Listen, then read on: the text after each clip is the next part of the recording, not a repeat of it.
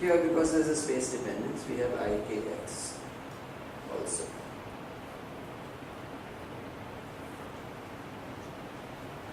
Yeah, I mean, we wrote q there, k there, doesn't matter. Right, it's the same thing.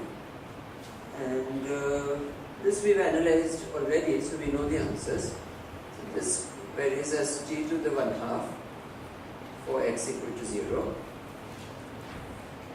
And it varies as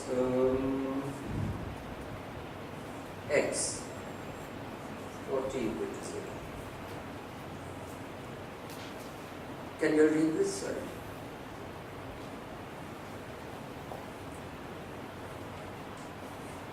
This one is what we derived a little while back, the roughness of the interface. Equal times, how does the height-height correlation function change when you stretch the distance? This one describes fluctuations at the same spot. How do fluctuations in the height grow as a function of time at the same space point?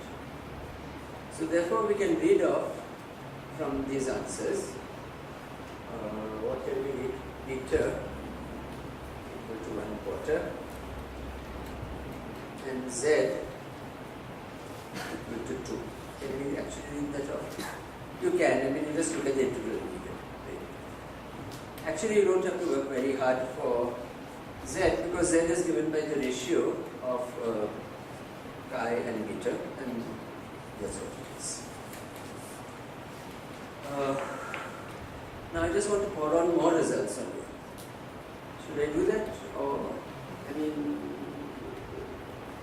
I don't know. Maybe we should recap at this stage, then I'll come to the asymmetrical solution.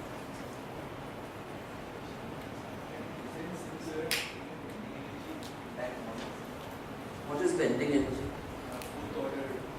Yeah, I mean, you just add it. No, we mean in the lattice model. No, there are people who do it, but it's not, I mean, it's not such a simple lattice. I've forgotten how to do it. I mean, there are lattice models which claim to do that.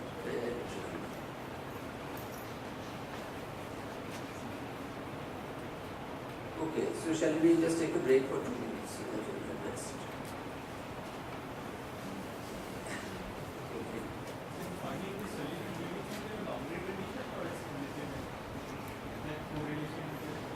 This is in the bulk,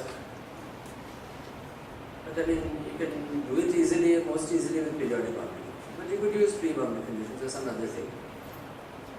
So long as you're far enough away from the boundaries, I think this should work. By the way, for the two-dimensional Ising model, if you have, so you take, are you all familiar with the two-dimensional Ising model? I've just been telling you all, using that phrase all the time, but I'm still presuming you are. If you have t less than tc, and if you apply a boundary condition, all spins up here and all spins down here, okay, then you will induce an interface in the middle, somewhere in the middle of this sample. This will be the predominantly plus and the predominantly minus space. And it can be proved that this large time, large R properties of this are in fact governed by the adversaries. It's sort of expected, but it can actually be proved. Abraham has proved it very well.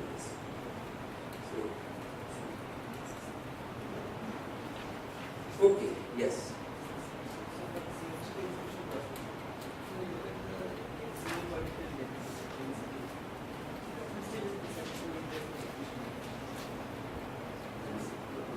A single particular thing. Yeah, just rho. That's good. That's just the diffusion. That's right. Exactly. That's right. Yeah. Because the total density still obeys a continuity equation. So you're all familiar with the familiar derivation of the diffusion equation. You should all know it. The d rho by dt continuity equation, del dot j between one dimension dj by dx is 0. And And then the postulate is what is known as fixed law, that the current is given by minus d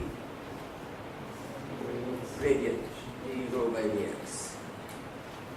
And if you plug this in, you get the diffusion. But what is the origin of fixed law? Why should this happen? I mean, so suppose you have high density here and low density here. Why should the density flow back?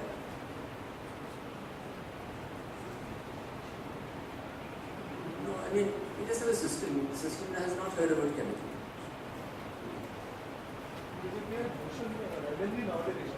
More factors here, so that there are more parties moving out also. Why? No, but why should they move more? I mean,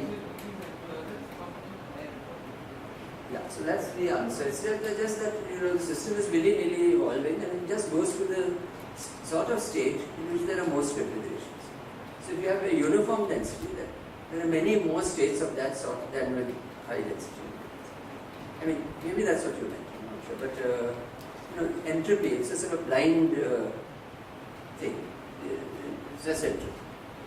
So, yeah, anyway, so Abhishek was asking about in the symmetric exclusion process, each particle certainly does not do a diffusive motion. It's not Brownian. I mean, it's hemmed in Brownian. Yet, the full density satisfies the diffusion equation, and that too with an equal diffusion constant. Yeah, so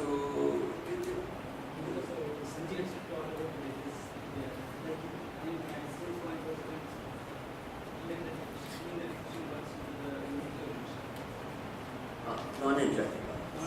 Yes. Yeah. The moment you have interactions, then suppose we have to look back to see what carries over and what does not. But the entropic argument still holds, so fixed law is still valid. So given that fixed law is valid even with interactions, you must get a diffusion. That's fine. Also, I don't know about the particles and particles continuous model. So then it's like macro particle and mechanical process. So that is interacting, non-interacting particles, they just cross and just change the state. So that is only in a continuum. Yeah. But that's a good point. Let us just No, so suppose you have all these. Suppose you had a one-dimensional line, not a lattice, and particles performing Brownian motion. So much more jagged paths than this. Once in a while they'll intersect, but they will not cross. So they'll go like this. But who's to say which particle is which? I mean, you started by saying this is blue and this, but it may have been that this went there. So you can interchange. These are only trajectories. So from that point of view, it becomes a little more plausible because these are then sort of non-interacting. They go through each other. Yeah. So Harris, I think, first pointed this out, and being from the mathematics side, it was firmly ignored by the full physics community. Yet rigorous results were firmly ignored until and unless a person named Richards did a Monte Carlo simulation. People did not.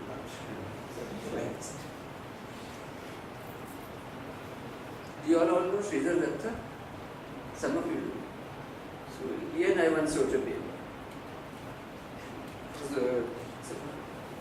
quite a powerful analysis, and all the power is due to him because I'm not so good in mathematics, but he had done some very thoroughgoing analysis of some series, and we had exact answers up to some point, and we had some reasonably correct and well justified conclusions. The referees wrote that, why don't you check this using Monte Carlo? It was astounding. I mean, Sridhar was so angry. I mean, I wasn't too, but he was absolutely furious. What is the world jumping to? Yeah, it is true that, but actually I found from experience that it is good to do Monte Carlo because you will uncover your own mistakes. hope certain members of the audience are. Okay, now let's go ahead. Okay, perhaps this is my last page. Okay, so let's see what we can say about the asymmetric exclusion process. It is a qualitatively much more difficult problem. In a continuum sense, the problem that we were discussing so far became a linear problem, the Engels-Richardson problem, and it's a solvable problem. The corresponding continuum model for the interface for the asymmetric exclusion process is a non-linear stochastic differential. Okay. So let me just head towards that. First of all, I'll just point out that if we wanted to parallel the development that we had for the symmetric case, what we could do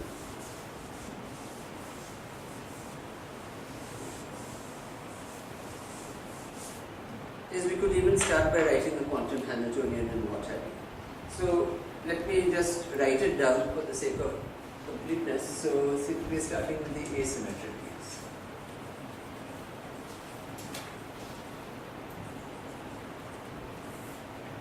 Okay, so here we are. So the effective Hamiltonian. So you remember the ASM. This is called asymmetric simple exclusion process. So particles attempt to hop with unequal rates u and v forward and backward, and the Hamiltonian turns out to be u plus v over 4 sum over nearest neighbor ij 1 minus 4 plus I dot sj, familiar so far,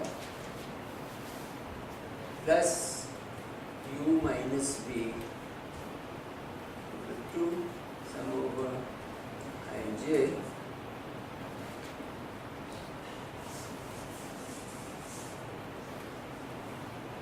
si plus sj minus si minus sj plus.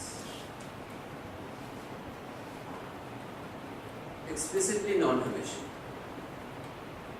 And of course, you might question by calling it a Hamiltonian. You'd be right to question it, but I'm calling it a Hamiltonian because it's an operator, not so much different from the earlier Hamiltonian.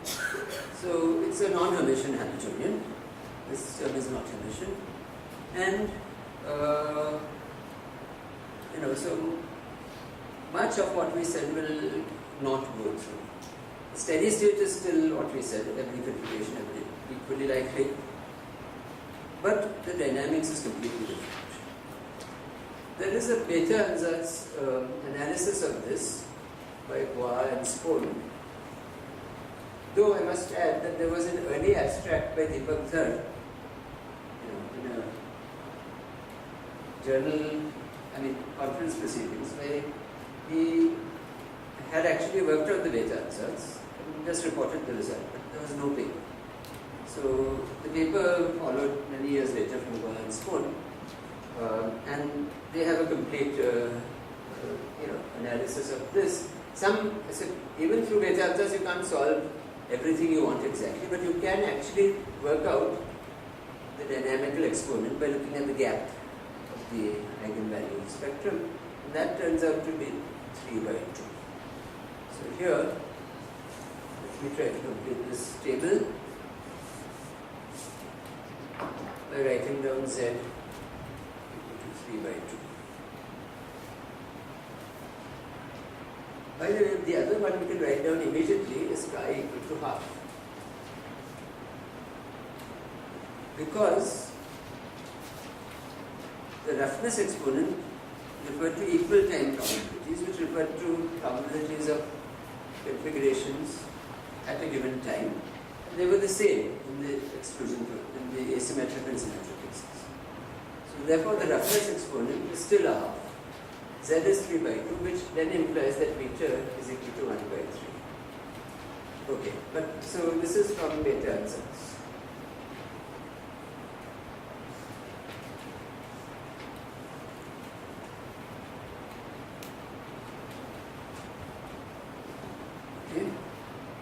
I would like to do is not so much anything to do with this sort of analysis as tell you something about the continuum theory. Sandeep, what time should I stop? No, I know, but you also have a photo? There's a photo to be taken. 3. Yeah, so 5 to 3, you may stop it even up? Yeah, or maybe a little earlier. Okay, so this is fine, right.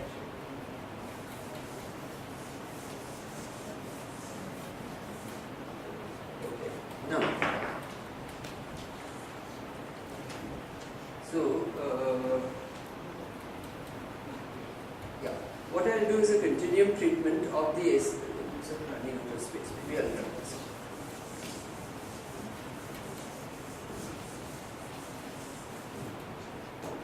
It's a plausible continuum model of the situation. So what do we have? We have a system with a certain density profile and we're working in a continuum. So this is a continuum treatment.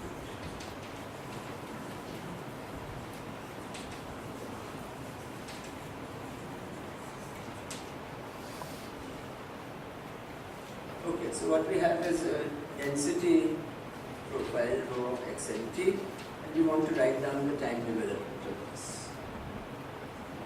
So we'll first of all define delta rho to be rho minus rho naught, xnt.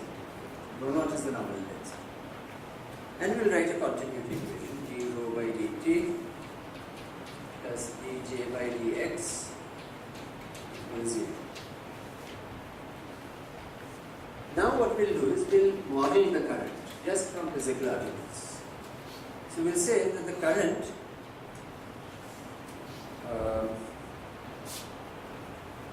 is the sum of several terms. There's a systematic part, there's a diffusive part, and there's a noisy part.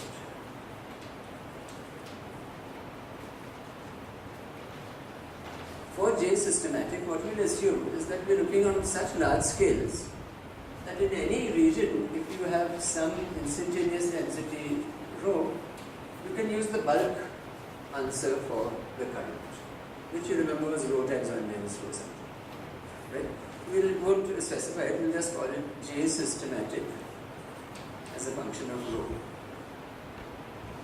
We want to take a derivative of J with respect to x, but what we are assuming is that the x dependence of J comes only because J depends on rho and rho depends on x. Okay. So, J systematic of rho of x. This we already wrote down 2 minutes ago. This is d rho by dx with a diffusion constant which I'll call d at the moment, plus noise which I'll call eta. With same sorts of characteristics as before. It's just this that we need to expand. So let's expand it. Expand meaning I'll write rho of x as rho naught plus delta rho, and I'll make a Taylor expansion around rho naught. So this becomes J sys J naught of rho naught plus first derivative which I'll call J1 times delta rho plus, let's keep one more derivative, J2 times delta rho squared, and then we'll stop. In the usual way we'll say plus high order. Actually, the neglect of high order terms can actually finally be justified a posteriori by a renormalization to treatment, but right now we just stop it because that's enough.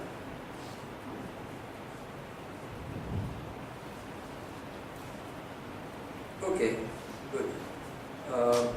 When you plug this in to this equation, of course this will give you 0 because it's uniform. This will give you a contribution so very nice. So you can easily plug in and write it down.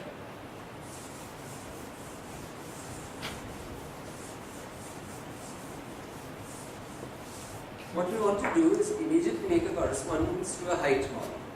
So let me define a height hxt as the integral over delta rho of x prime and t, dx prime up to x, let's say from minus infinity. Yeah. There is very of expanded basis in terms of small data row, and the term del rho by del x, the next one. That is the diffusive term. I mean, so I'm starting out by saying there are three different sorts of contributions to the current. So these three terms in the last line are just for basis, and there are two more terms.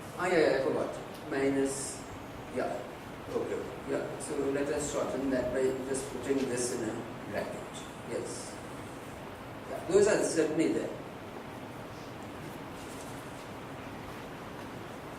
So then, delta rho,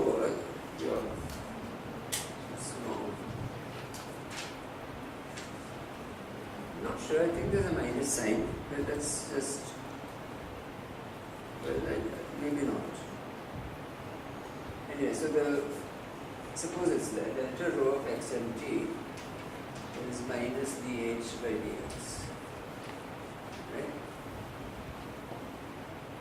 And, okay, so you are instructed to do the following. So, take this, plug it in here, and wherever you see delta rho, replace by dh by dx.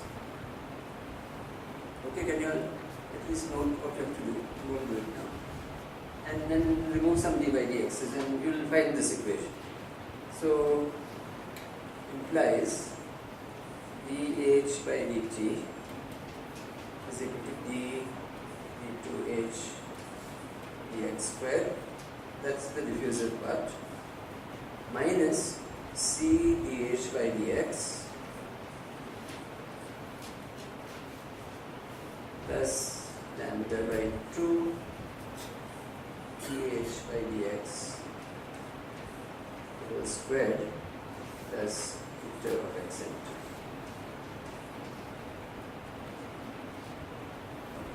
So this equation has a name, it's called the Caldara-Parisi-Zhang equation. And it has one extra term which Caldara-Parisi-Zhang did not write down, which I'll explain in a minute, but it's essentially the Caldara-Parisi. Sorry? Yeah, this is the extra term. But it's there. And it's sort of important. It can, the reason one often doesn't write it down is you can eliminate it very easily by getting in shift. This is the term that corresponds to these waves that I was talking about. These kinematic waves which carry fluctuations. But it can be eliminated by defining x prime equal to x minus ct. And in terms of x prime, the equation is the same without this. This is the non-linearity that I was talking about, and that's what makes the analysis difficult, though not impossible. And the one way to analyze it is through the normalization group. The answers fortunately turn out to be identical to that derived a little later by the later answers. Yeah, so at this point, maybe I'll start to wind up. Yeah.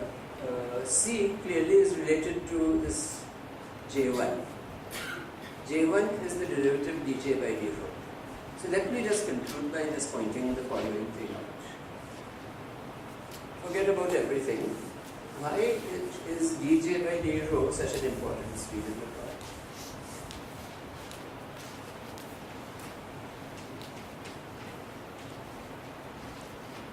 The answer is the following. It goes back to the speed of shock waves.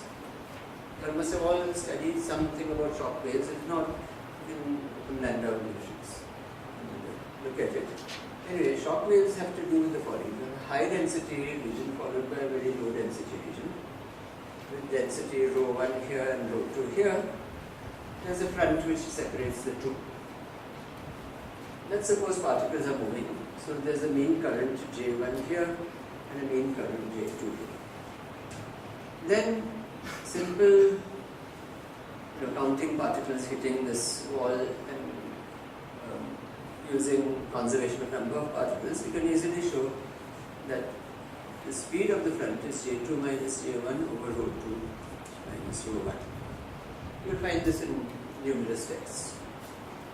In our problem, what we have is we don't have density 5 grams per cc and density 3 grams per cc. We have the same density everywhere.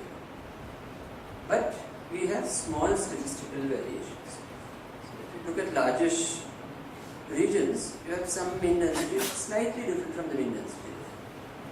Because it's slight, these differences between j's are also small, and this goes over into a derivative.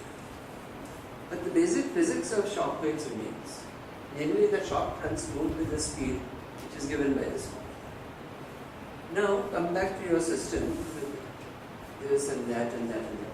There are fronts, rarefaction, compression, etc. etc. What this is saying is that all the fronts move with exactly the same speed, dj by dy.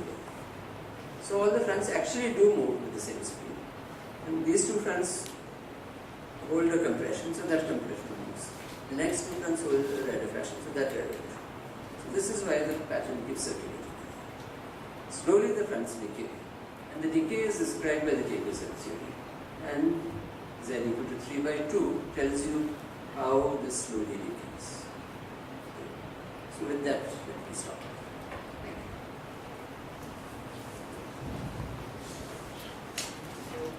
So this was the last of Mr. lecture. So let's thank Mr. Okay.